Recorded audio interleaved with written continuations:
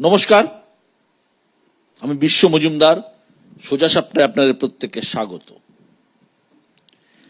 এক খ্যাতনামা গণিতজ্ঞ বলেছিলেন, এই পৃথিবীতে আমি শুধু অঙ্ককেই বিশ্বাস করি, কারণ অঙ্ক কখনো ভুল করে না। রাজনীতিকরা হয়তো গণিতজ্ঞ নন, কিন্তু তাঁদেরও অঙ্কের প্রতি আস্থা প্রবল। ভোটারের মন পেতে অঙ্ক, ভোট পেতে অঙ্ক। যেমন দিল্লি জিততে বিজেপির অঙ্ক, কোথাও বাজেটে কর ছাড়, কোথাও মহিলাদের হাতে নগদ, কোথাও আবার ধর্মের মিশেল। সঠিক অঙ্ক, কাজ হাসিল। আম আদমির মন থেকে উদাহ আম আদমি পার্টি। প্রশ্ন এখন একটাই, দিল্লি জয়ের পর এবার বিজেপির টার্গেট কি? কংগ্রেস নয়, ভোটের পিছে বারবার বিজেপিকে কঠিন পরীক্ষার মুখে ফেলেছে আঞ্চলিক দলগুলোই। গত কয়েক বছরে দেশের ভোট রাজনীতিতে এটাই বাস্তব। দক্ষিণে তামিলনাড়ু, উত্তরে দিল্লি কিংবা পূর্বে বাংলা, ডিএমকে, আপ থেকে তৃণমূল, পদ্মের বিজয় রথের পথে আঞ্চলিক শক্তি কাঁটা। সদ্য সমাপ্ত দিল্লি বিধানসভা নির্বাচনে একটি কাঁটাকে দূর করেছে বিজেপি। ক্ষমতা কমেছে আম আদমি পার্টির। রাজনীতির ব্যাকরণ বলছে প্রত্যাশিতভাবেই বিজেপির পরের টার্গেট বাংলা। দেশের অন্যতম শক্তিশালী আঞ্চলিক দল তৃণমূলের ঘাঁটি। 21-এ বঙ্গজয়ের স্বপ্ন ধাক্কা খাওয়ার পর 26-এ আর পারের লড়াই লড়তে প্রস্তুত গেরুয়া ব্রিগেড। কিন্তু দিল্লির অস্ত্রে কি বাংলা দখল সম্ভব? কারণ মধ্যবিত্ত, মহিলা এবং ধর্ম তিন পিছেই তৃণমূলের স্ট্রাইক রেট বিরোধীদের থেকে অনেক বেশি, যার হাতে নাতে প্রমাণ মিলেছে গত বছর লোকসভা ভোটে। বিজেপির সাংসদ সংখ্যা 18 থেকে 12-এ নেমে গেছে। বাংলার মাটিতে পদ্মের কামব্যাকের তেমন কোনো লক্ষণ এখনো চোখে পড়েনি। এই পরিস্থিতিতে বিজেপি অক্সিজেন খুঁজছে ওপার বাংলার অশান্ত মানচিত্রে। কিন্তু ডিফেন্ডারের নাম যখন মমতা বন্দ্যোপাধ্যায়, তখন এই মাঠে গোল দেওয়া বোধ হয় এতটাও সহজ নয়। এবছরের শেষের দিকে বিহারে ভোট রয়েছে। আগামী বছর বাংলায় বিধানসভা ভোট। দিল্লির জয়কে সামনে রেখে বাংলা দখলের লড়াইয়ে ঝাঁপাতে প্রস্তুত বিজেপি। কিন্তু সত্যি এ লড়াই কি এতটাই সহজ? বিশেষ করে বাংলায় বিজেপি সংগঠনের যা পরিস্থিতি। 26-এর আগে বঙ্গজয়ের জাদুকাঠি আবিষ্কার করতে পারবে কি পদ্ম ব্রিগেড, নাকি এবারও সবুজ হবে বাংলা? এ নিয়েই আজ আমাদের আজকের আলোচনা। দিল্লির অঙ্কে বাংলা মিলবে?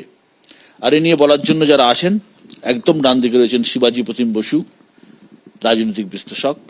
পাশে রয়েছেন সিপিআইএম এর পক্ষে সায়নদীপ মিত্র, পাশে রয়েছেন বিজেপির দেবজিৎ সরকার। একদম বাঁ দিকে রয়েছেন সুমন ভট্টাচার্য, রাজনৈতিক বিশ্লেষক। পাশে রয়েছেন সুমন, আরেক সুমন রায়চৌধুরী, কংগ্রেসের পক্ষে, এবং রয়েছেন ডক্টর শশী পাজা, তৃণমূল কংগ্রেসের পক্ষে। আমি প্রথমেই আসব শিবাজিদার কাছে। শিবাজিদা, দিল্লির অঙ্কে বাংলা কি মিলবে? লড়াই কঠিন, তবে দলটার নাম যেহেতু বিজেপি এবং সেটা ব্যাকড বাই আরএসএস, যার সাংগঠনিক ক্ষমতা প্রচুর, তারা চেষ্টা তো করবেই। সামনে একটা অতিরিক্ত সুযোগ রয়েছে, বাংলাদেশের যে অস্থির পরিস্থিতি, যেখানে সংখ্যালঘু মানুষেরা প্রচন্ড নিরাপত্তার অভাবে ভুগছেন। প্রত্যেকদিন নানা রকম খবর আসছে, ডিস্টার্বিং খবর আসছে, এবং কিছু শ্রেণীর মিডিয়া বিশেষ করে প্রায় প্রত্যেক দিনই সেটা রুটিনলি দেখাচ্ছেনও। এবং যার ফলে এখানে অনেকের মধ্যে যে বাংলাদেশের সংখ্যালঘুদের যে অবস্থা, সেটা দেখে হয়তো কেউ ভাবছেন যে বিজেপির দিকে একটা আস্থা তৈরি হবে।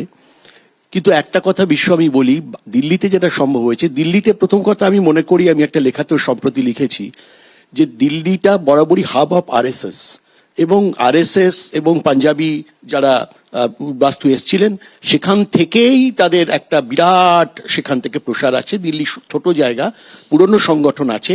মাঝখানে মোহনজি যেটা বলেছিলেন, মোহন ভাগবত, যে অহংকার হয়ে গেছে 24-এর নির্বাচনের পরে, লোকসভা নির্বাচনের পরে বিজেপির উদ্দেশ্যেই বলেছিলেন। তো তারপরে কিন্তু মহারাষ্ট্রে আমরা দেখলাম সেখানেও আরএসএস অ্যাক্টিভ ছিল, দিল্লির ভোটে নিঃসন্দেহে আরএসএস এর অ্যাক্টিভিটি ছিল প্রচন্ড।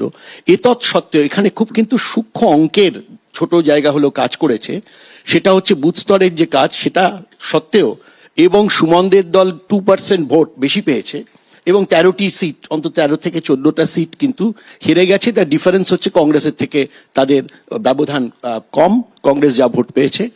এসব সত্ত্বেও কিন্তু বিজেপি এবং আম আদমি পার্টির ডিফারেন্স 2%-এর কম, 2% পুরোপুরি ছুঁতে পারেনি, এটাও মাথায় রাখতে হবে।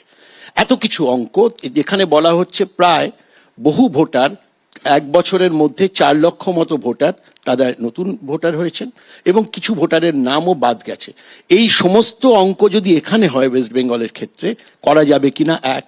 দ্বিতীয়ত সাংগঠনিক কথা যেটা তুমি বললে খুব ভালোভাবেই, এবং সেটাও খুব প্রণিধানযোগ্য, যে বিজেপির মধ্যে যে জায়গাটা রয়েছে, একটা হচ্ছে নেতৃত্বের মধ্যে একটা দ্বন্দ্ব লড়াই, সেটা আমরা দেখতে পাচ্ছি। এতদিন হয়ে গেল, 1 বছরের কাছে প্রায়, আমাদের এখানে কিন্তু নতুন সভাপতি আসেনি বিজেপির।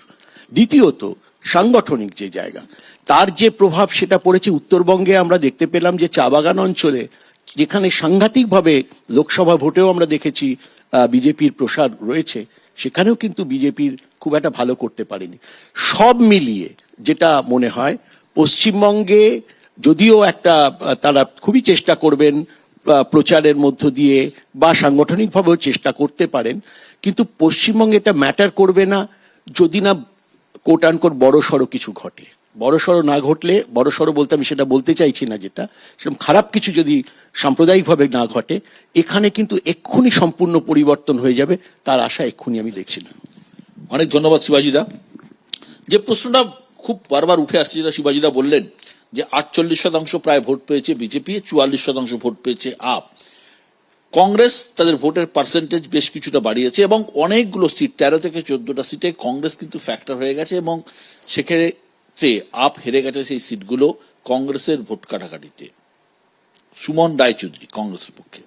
বেশ, যখন প্রমোর ছড়াটা আমার কাছে মোবাইলে গেছিল, আমি যে ছড়াকার যেই ছড়াটা লিখেছিল তাকে আমি অভিনন্দন জানাই। নতুন করে তৃণমূল, বিজেপি, বাংলার রাজনীতি, আগামী দিনের নির্বাচন, নতুন করে এই যে পোলারাইজেশনের পলিটিক্স, বায়নারি কিভাবে তৈরি করতে হয়, কিভাবে সেট করতে হয়, এটা আমরা সাধারণ মানুষরা আজকে নিউজ 18 বাংলার প্রমোর ছড়াটা দেখলেই বুঝতে পারি। এর জন্য সাধুবাদ জানাই বিশ্বদাকে। দেখুন, একটু আগে আলোচনাতে, প্রথম রাউন্ডের আলোচনাতে একজন বলছিলেন ডিফেন্ডারের কথা। ডিফেন্ডার কেউ নয়, মমতা বন্দ্যোপাধ্যায় বাংলায় ডিফেন্ডার হচ্ছে দিল্লিতে যেই দাদা বসে আছেন। দাদা দিদির সখ্য হচ্ছে দিদির এখানে রাজত্ব করা এবং রাজত্বে টিকে থাকার একমাত্র উৎস। না হলে বাংলার রাজনৈতিক মানচিত্রে, বাংলার রাজনীতিতে বিগত কয়েক বছর ধরে বাংলার মাটিতে যেসব ঘটনা ঘটে গেছে, দিদি থাকতে পারতেন না। এক। 2 নম্বর হচ্ছে, এখানে শিবাজিদা বললেন দিল্লির কি প্রেক্ষিত, আরএসএস এর ঘাঁটি, এটসেট্রা এটসেট্রা, অনেকগুলো পয়েন্ট রেস করলেন। আমি একটা কথা বলি, শুধু মানুষ ভোট দিলেই তারা রাজনীতিতে প্রাসঙ্গিক হয় না। বিজেপিকেও বাংলার মানুষ ভোট দিয়েছিল, 18 জন সংসদ তাদের জিতেছিল, 77 জন বিধায়ক জিতেছিল। আজকে বিজেপির প্রতিনিধি এই প্যানেলে বসে বলতে পারবেন তারা মানুষের জীবনে, দৈনন্দিন জীবনে সেই 18 জন সাংসদ, বা পরে সেটা কমে 12 জন হয়েছিল, আমরা না হয় 0, ঠিক আছে, কোনো অসুবিধা নেই, সেই 12 জন সাংসদ এবং 77 জন বিধায়ক কোথায় কোথায় গেছে তারা? কে কাকে সমর্থন করলো, কে কার সঙ্গে ট্যাসিট আন্ডারস্ট্যান্ডিং করলো, সেটা তো সাংসদ বিধায়কদের দেখার বিষয় নয়। তারা তো মানুষের পাশে থাকবেন, মানুষের জন্য কাজ করবেন।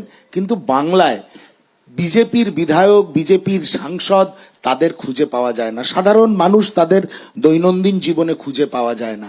একদল 4 আনা, 8 আনা, 12 আনা, 1.5 টাকা, 1 টাকা কিছু কেন্দ্রীয় বাহিনী নিয়ে বড় বড় গাড়িতে ঘুরে বেড়াচ্ছে। এই হচ্ছে বিজেপির রাজনৈতিক পরিচয় এই বাংলায়। সেই জন্যে কি ঘটনা ঘটেছে দিল্লিতে আর কি ঘটনা ঘটবে বিহারে বা ঝাড়খণ্ডে সেটা অপ্রাসঙ্গিক। একটা কথা বলে নি, ঝাড়খণ্ডে বিজেপি কিছু করতে পারেনি, আর বিহারেও তারা যে ক্ষমতায় রয়েছে তাদের হাতে নীতিশ কুমার নামক একটা ক্রাচ রয়েছে। সেই জন্য এইভাবে ধরে নেওয়ার কোনো কারণ নেই সাম্প্রদায়িক বিষ ছড়ালেই বিজেপি জিতে যাবে। নরেন্দ্র মোদী ডোনাল্ড ট্রাম্পের সঙ্গে গিয়ে কোনো একটি বিশেষ মন্তব্য করলেই বিজেপি বাংলায় খুব পপুলার হয়ে যাবে, এগুলো সব ভ্রান্ত ধারণা এবং মিডিয়ার তৈরি করা বায়নারি। আগামী দিনে জাতীয় কংগ্রেস, যার হৃদয়ে রয়েছে ভারত জোড়ার কথা, যাদের হৃদয়ে রয়েছে ন্যায়ের কথা, তারাই আগামী দিনে বাংলাকে পথ দেখাবে। পরের বক্তা সুমন ভট্টাচার্য। দেখুন, বিজেপি তো একটা রুল করে দিয়েছে যে ম্যারেজ সার্টিফিকেট ছাড়া ওই রুমে ঢুকা যাবে না। তো মিরাটে হয়েছে, উত্তরাখণ্ড থেকে শুরু হয়েছে। তো কংগ্রেসকেও মানে তার সহযোগী ইন্ডিয়া জোটের দলগুলোর সঙ্গে যে ম্যারেজ সার্টিফিকেটটা হয়েছে ওটা দেখাতে হবে, তা না হলে কেউ বিশ্বাস করবে না। এটা হচ্ছে কংগ্রেস সম্পর্কে প্রথম উপলব্ধি। দেখুন, প্রথমে এটা স্বীকার করে নেওয়া ভালো, আপনি পছন্দ করতে পারেন অপছন্দ করতে পারেন, BJP is a wonderful election machine. একটার পর ইলেকশন তারা সাকসেসফুলি এক্সিকিউট করছে। এটা যদি আমরা কেউ অস্বীকার করি তাহলে আমরা বলবো যে সূর্য ওঠে না, মানে পৃথিবী সূর্যের মানে অনেক কিছু বলতে পারি, সেগুলো বলে তো লাভ নেই। বিজেপি 2024 লোকসভা নির্বাচনের ভুল থেকে শিক্ষা নিয়ে মহারাষ্ট্র, হরিয়ানা এবং দিল্লি তিনটে রাজ্য জিতে দেখালো, এবং তিনটে রাজ্যতেই with all due respect Congress তার অসাধারণ পারফরমেন্সও দেখিয়েছে। ঠিক আছে, আমি কংগ্রেসের দোষারোপের দিকে যাচ্ছি না, মানে যে ভালো বোলার সে তো ভালো বল করবে। তুমি যদি সেই সময় মানে ব্যাট ছেড়ে গ্যালারিতে কোন বলিউডের নায়িকা এসছে সেটা দেখো, তাহলে সেটা তোমার দোষ। ঠিক আছে, সেটা প্রযোজ্য নয়। এবার প্রশ্ন হচ্ছে পশ্চিমবঙ্গে কেন it's a difficult situation for BJP. Difficult situation for BJP এই কারণে যে আপের জন্য যেটা সহজ উইকেট ছিল, কারণ আপ কতটা ধর্মনিরপেক্ষ সেটা নিয়ে অনেক সংশয় ছিল। অন্তত মমতা বন্দ্যোপাধ্যায় বা তেজস্বী যাদব, যে দুজনকে এবছর বিজেপির মোকাবিলা করতে হবে, তাদের কারো ধর্মনিরপেক্ষতা নিয়ে চ্যালেঞ্জ নেই। এরা দুজনেই ধর্মনিরপেক্ষতার পরীক্ষায় উত্তীর্ণ। বিজেপির সেকেন্ড যেটা সাকসেসফুল অপারেশন হয়, মানে যে কোনো ইলেকশনের আগে, যেটা শিবাজিরাও বলেছেন, বিজেপি আরএসএস কে পারফেক্টলি সঙ্গে নিচ্ছে। অন্তত আমরা মহারাষ্ট্র এবং দিল্লির ইলেকশনে দেখেছি। পশ্চিমবঙ্গ আরএসএস এর জন্য একটু ডিফিকাল্ট টেরেন বা জটিল জায়গা, কারণ হচ্ছে এখানে আরএসএস যে আদর্শকে প্রচার করে, যে হিন্দুত্বের আদর্শকে প্রচার করে, সেটা পশ্চিমবঙ্গে খুব একটা যায় না। থ্যাঙ্কস টু রাজা রামমোহন থেকে বিবেকানন্দ, তারা যে হিন্দুত্বের কথা বলেছেন সেই হিন্দুত্ব আর আরএসএস এর হিন্দুত্ব পশ্চিমবঙ্গে ট্যালি করে না। ফলে এটা আরএসএস এর জন্য দ্বিতীয় ডিসঅ্যাডভান্টেজ। তৃতীয় অবশ্যই ডিসঅ্যাডভান্টেজ আরএসএস এর জন্য বা বিজেপির জন্য, যে পিচটায় মানে যে বলটায় বিজেপি খেলার চেষ্টা করছে, বেসিক্যালি আপনি যদি মহারাষ্ট্র, হরিয়ানা এবং দিল্লিও দেখেন, না মহিলা ভোট, ফার্স্টলি হচ্ছে মহিলা ভোট, সেটা মমতা বন্দ্যোপাধ্যায়ের স্ট্রং হোল্ড। মমতা বন্দ্যোপাধ্যায়, যদি আমরা বাজেটটা ভালো করে দেখি, মমতা বন্দ্যোপাধ্যায় বলেও ফেলেছেন একবার যে আমি অর্ধেকটাই মহিলাদের জন্য রেখেছি। সে মহিলা দলিত হতে পারে, সে মহিলা তফসিলি হতে পারে, সে মহিলা মুসলিম হতে পারে, কিন্তু প্রাইমারিলি উনি জানেন মহিলা ভোটটাকে হ্যান্ডেল করতে হবে। ফলে অতটা ইজি নয়। কিন্তু আমি তাই বলে এইটা কিন্তু প্রথমেই বলে রেখেছি যে বিজেপি ইজ এ, মানে সেই পুরোনো বাইকের বিজ্ঞাপনের মতো, lean mean machine. It's a very good machine, very oil. মানে ওখানে কোনো ভিয়েতনাম বেড়াতে যাওয়ার সুযোগ নেই। ঠিক আছে, ভোট শেষ হয়ে গেছে, চলে এসো। ঠিক আছে, বাইকে করে দেবজি চলে এসছে। ঠিক আছে, ওখানে অন্য কোনো সুযোগ নেই। ঠিক আছে, মানে ছুটি কাটানো ফাটানো এসব বিজেপিতে নেই। তো দ্যাট ইজ এ গুড। কিন্তু ওই জন্য বললাম যে মমতা বন্দ্যোপাধ্যায় 24 ঘন্টার পলিটিশিয়ান, সব সময় মাটিতে আছেন। ফলে ইটস এ মানে obviously it's a tough tassel, কিন্তু অ্যাডভান্টেজ মমতা বন্দ্যোপাধ্যায়। কঠিন লড়াই, কঠিন যুদ্ধ, এবং এই কঠিন যুদ্ধে কংগ্রেস তো রয়েছে। কংগ্রেসের পশ্চিমবঙ্গে একটা ভোট পার্সেন্টেজ আছে, আর যাদের আছে তারা হচ্ছে বামেরা। বামেদের ভোট কেটেই রাজনৈতিক বিশ্লেষকরা বলেন বিজেপি বাড়বাড়ন্ত। বামেরা কি করবে, কতটা ভোট ধরে রাখবে? সায়নদীপ মিত্র। 2016 সালে অক্সফোর্ড ডিকশনারি একটা শব্দকে বছরের সেরা বাছাই শব্দ বলেছিল, নাম হলো পোস্ট ট্রুথ বা উত্তর সত্য। মুদ্রা কথা, সত্যকে বাদ দিয়ে একটা মিথ্যা নির্মাণের ভিত্তিতে এমন একটা ভাবাবেগ তৈরি করে যেখানে কোনো বস্তুগত তথ্য থাকবে না। তাই ওই দিল্লির ভোট দেখিয়ে বাংলা বিহারের স্বপ্ন ফেরি করা হবে, কিন্তু আবার উত্তর সত্যের তত্ত্বেই ভুলিয়ে দেওয়া হবে যে কয়েকদিন আগে লোকসভা নির্বাচন, ঝাড়খণ্ড, জম্মু কাশ্মীরের ভোটে যা রেজাল্ট হয়েছে তার প্রবণতা বজায় থাকবে কিনা। 400 সিট ঠিক করে দিয়েছিল 2024 লোকসভা ভোট, কয়েকদিন আগে হয়েছে। তো সেখানে দাঁড়িয়ে এনডিএ সরকার ছিল না, মোদী সরকার ছিল। দেশের জনগণ 400 থেকে কমিয়ে 263-তে নামিয়ে দিয়েছে, 19 থেকে 63টা সিট কম পেতে বাধ্য হচ্ছে। তথাকথিত ভাবে আপনারা বলছেন আরএসএস মহান সর্বশক্তিমান। এবার 2024 লোকসভা নির্বাচনে অন্যতম ন্যারেটিভ ছিল রাম মন্দির। অযোধ্যা সহ ফৈজাবাদ ডিভিশনের 5টা সিটেই বিজেপি হেরেছে। উত্তর সত্যি এগুলো সবটা ভুলে যাওয়াটা ঠিক হবে না। হ্যাঁ, দিল্লিতে প্রতিষ্ঠান বিরোধিতা ছিল, কিন্তু তার সঙ্গেও এটা বড় ছিল অঙ্কের কথা আপনি বলছিলেন বিশ্বদা, ভোট ভাগাভাগির অঙ্ক, যেটা আমরা লক্ষ্য করেছি। ধরুন এই লোকসভা ভোটের আগে মহারাষ্ট্র, তামিলনাড়ু, ইউপি, বিহার, ঝাড়খণ্ড যখন সমস্ত বিরোধী শক্তি, বিজেপি বিরোধী দলগুলো একসাথে ভোট করলো, তখন দাঁড়িয়ে বিজেপি সব জায়গায় হারলো। আবার লোকসভা ভোটের পর হরিয়ানা, মহারাষ্ট্র, দিল্লিতে ভোট হলো, বিরোধী শক্তিগুলো কিছুটা নিজেদের মধ্যে বিভাজনের কারণে এক হতে পারলো না, তখন বিজেপি জিতলো। আবার ঝাড়খণ্ড বা জম্মু কাশ্মীর, যে জম্মুতে বিজেপির ব্যাপক সম্ভাবনা ছিল, সেই ঝাড়খণ্ড এবং জম্মু কাশ্মীরের সমস্ত বিরোধী দল এক হলো, তখন বিজেপি হারলো।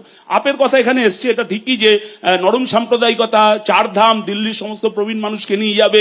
এখন রমেশ বিরোধী বা পরমেশ ভার্মার এদের মতন যে চূড়ান্ত সাম্প্রদায়িক শক্তির সঙ্গে ওই নরম সাম্প্রদায়িকতা দিয়ে লড়া যায় না, সেটা আপ হয়তো এখন হারে হারে টের পেয়েছে। কারণ আপ টের পেয়েছে, এখন আমাদের দিদিভাই টের পাবে কিনা আমি যাই না। তবে আপনারা বলছেন বিজেপি বাংলা দখল করবে। শুভেন্দু অধিকারী তো বলছে যে বাংলার যা সংস্কৃতি আর বিজেপির নেতাদের যা দৃষ্টিভঙ্গি কোনোদিন ম্যাচ করবে না। তাহলে কি করে বাংলা দখল করবে?